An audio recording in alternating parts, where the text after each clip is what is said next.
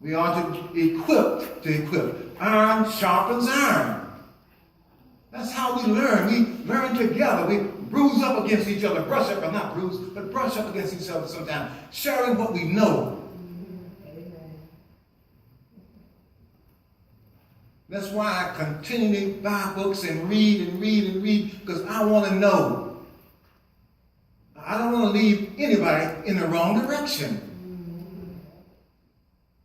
I don't want my dad coming back and visiting me. Seriously, I learned it from Dad. Always give your best and expect the best in return. And even if it doesn't come back that first time, try again. We cannot give up on our children. You can't do it. Equip the saints for the work of ministry, for building up the body of Christ. When we do that, the church does grow.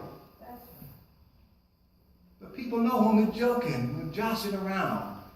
They know when we're faking it. What's the big Trump's word? Fake news and fake, you know. They know it.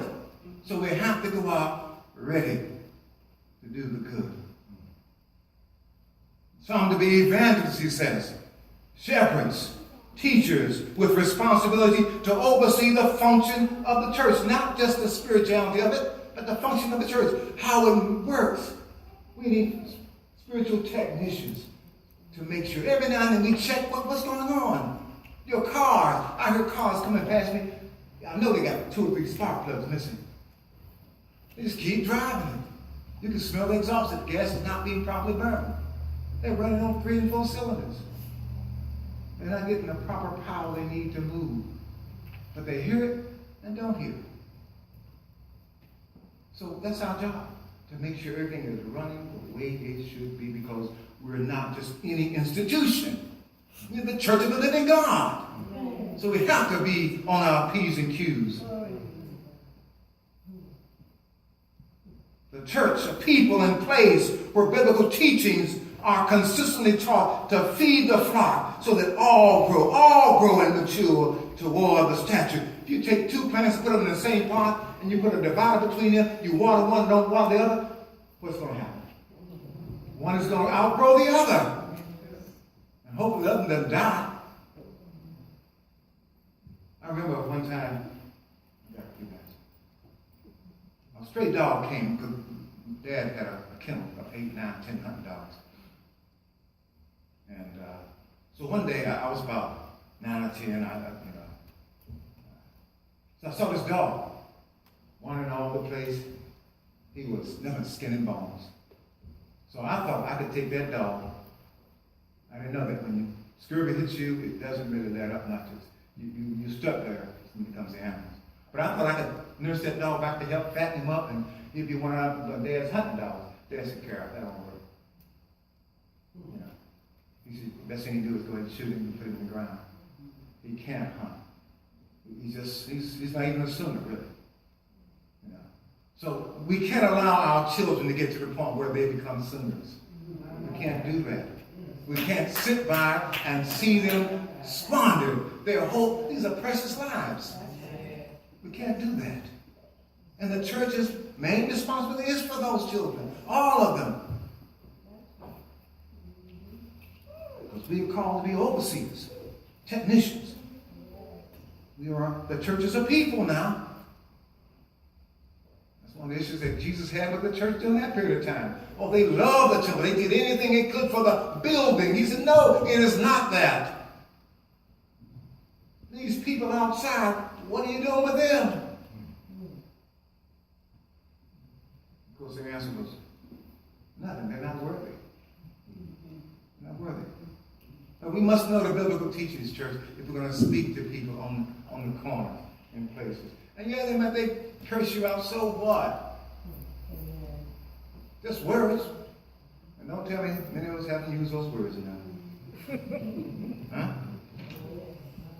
The early church grew for a number of reasons, but one primary reason was because they devoted themselves to the apostles' teaching. They showed up to learn.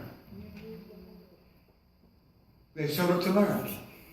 Now, in our district, we have sessions we go to almost every month, sometimes twice. We're still in the process of learning. Conference level, the same thing. They have established learning situations for all of us.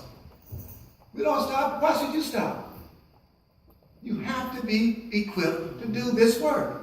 Fellowship, when we come together. Communion, to understand what is communion really saying.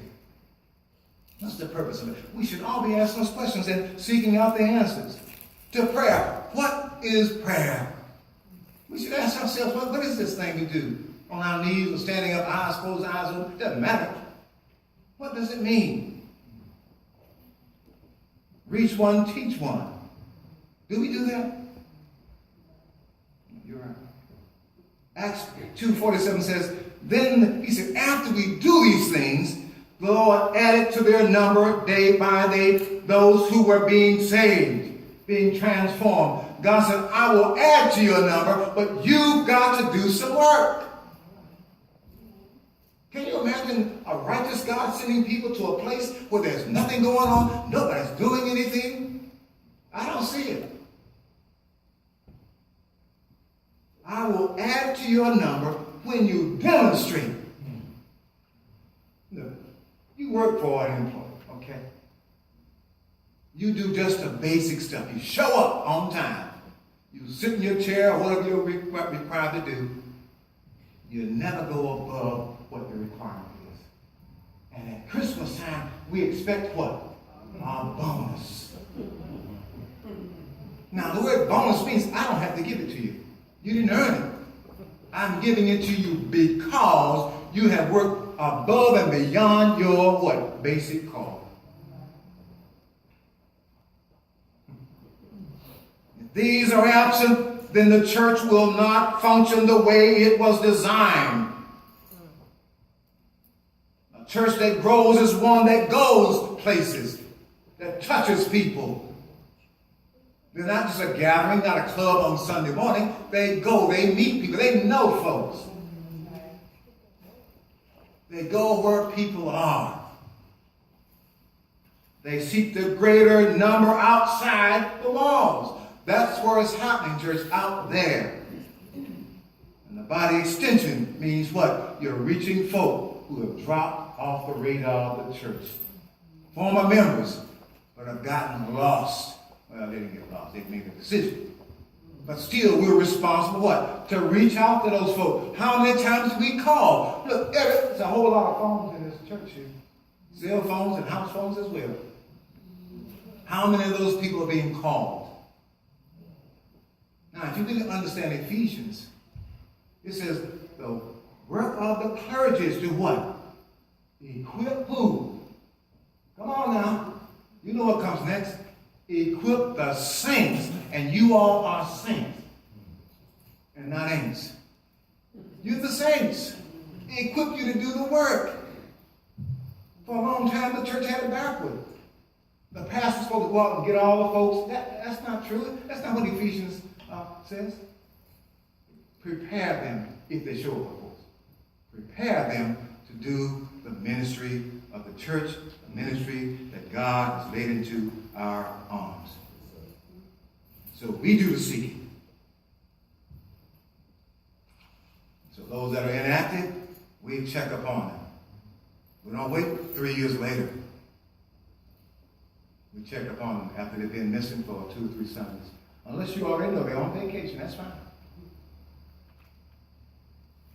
The imperative given before Christ's ascension was and is go to all peoples everywhere and make them my disciples. Baptize them, nurture them, teach them what the commands of the Father require of them. That's for all of us. Said, and in this